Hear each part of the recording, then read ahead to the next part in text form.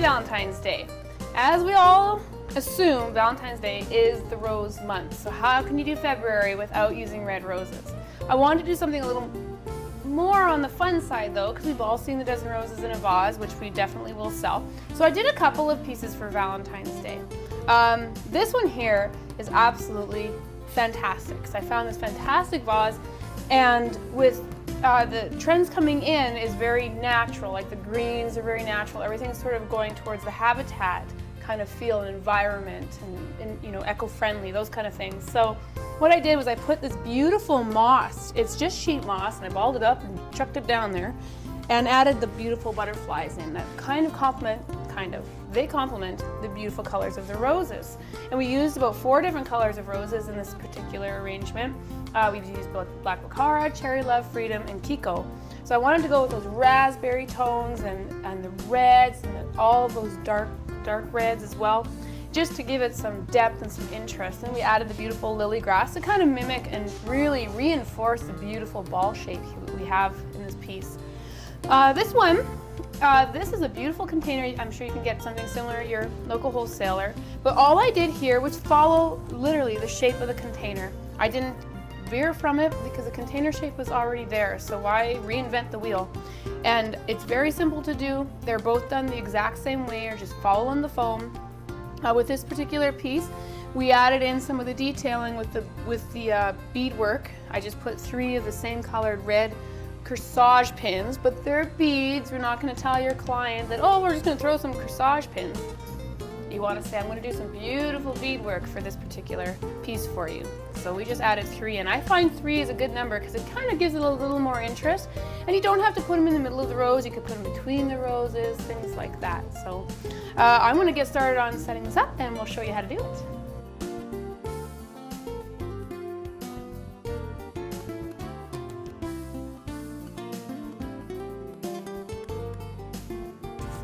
So I'm going to show you how to assemble this beautiful piece. I found this container at Michael's and I needed it to live because of the beautiful lip, and it just, to me, screamed habitat for me. So first thing you do is take your sheet moss and just ball it up. I wet it a little bit as well sometimes if it needs to be, and just put it in there so it's nice and natural. And then the butterflies already come on this nice wire, so we just stick it in there. Go on down, and he just sits and enjoys. And I want them all at different heights. This is a Lomi tray. You could use any type of a plastic tray, a plant tray. Sometimes I use a plate, like a plastic plate, those kind of things. And this one fits perfectly inside here. And that's what's gonna hold on the great big giant 8-inch sphere that weighs a ton, and this is why the culprits weigh so much. And just to have it sitting flat, otherwise it's gonna roll around, I take my knife and just cut off a piece. All right? There we go. And that way it just will stay nice and flat for you inside the arrangement.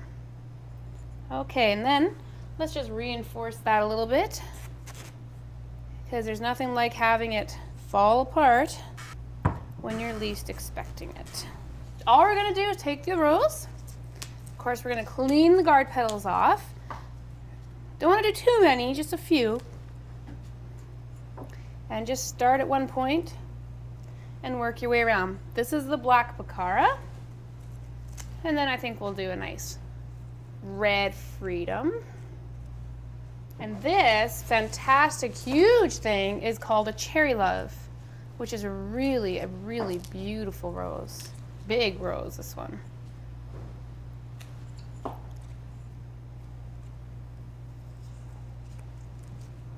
And we just keep doing that all the way around.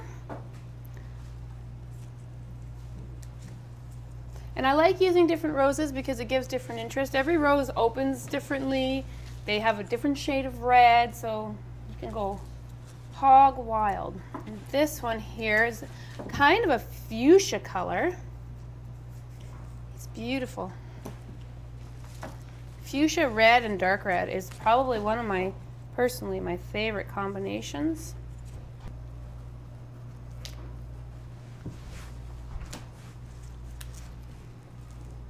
Oh man, that's looking beautiful. Another freedom in there. Oh yeah, that's looking lovely. Maybe another Kiko.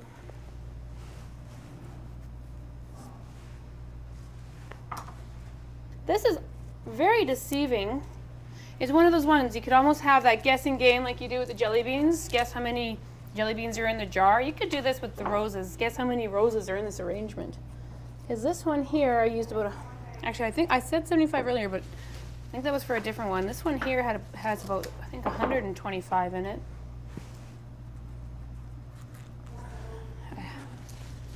And you know what? It really doesn't look like it. And as beautiful as kind of this look is, it is expensive, but again, you don't have to make it on this scale, and you don't have to use roses. You could do this exact same idea in carnations. You could use red and hot pink carnations and burgundies, right? You don't have to use roses. That's what's so great about floral design. You're just taking ideas and making them your own.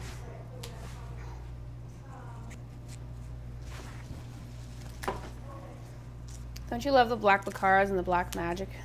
They are a fantastic rose. We have lots there, so let's put it here.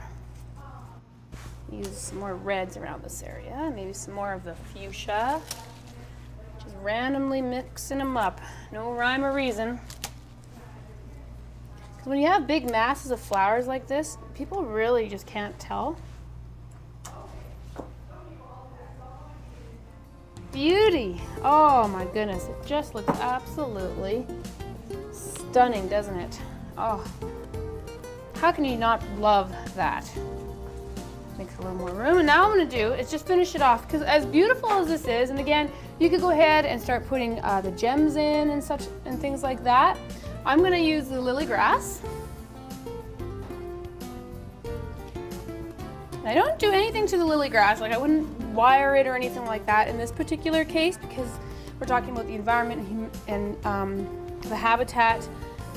You don't want to go ahead and have bling bling on the habitat kind of feel.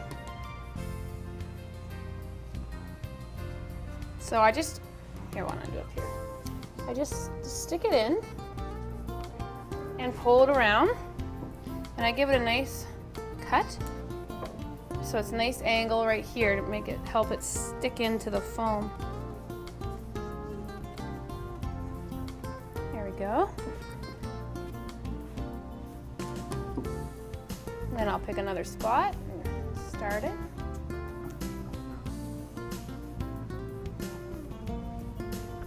You can add a few spray roses in as well. Spray roses look really beautiful mixed in with all the different colors. Need a bit more of an angle here.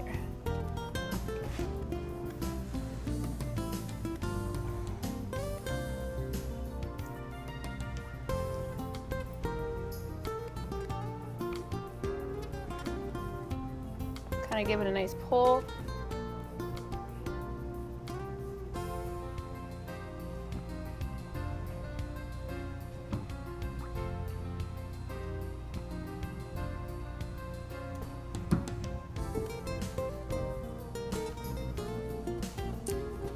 Isn't that looking gorgeous? Now you could go over top if you wanted. Personally, I just wanted to kind of give it that kind of globe feel, so the swirling motion. And that was a personal preference. There's no right or wrong in that. All right, I think this will be my last piece because I don't want to have too much.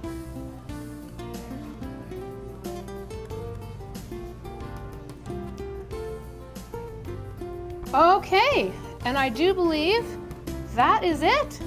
It's all you need to do. It's just that simple. You're gonna get quick at it the more you practice it. And just remember, if you're gonna do a look like this with habitat, keep it clean and simple, no bling. If you wanna bling it up, you could fill this vase full of gems and bling to your heart's content. All right, I hope you enjoyed it, and I hope you go ahead and try a whole bunch of different ideas with it. Thank you.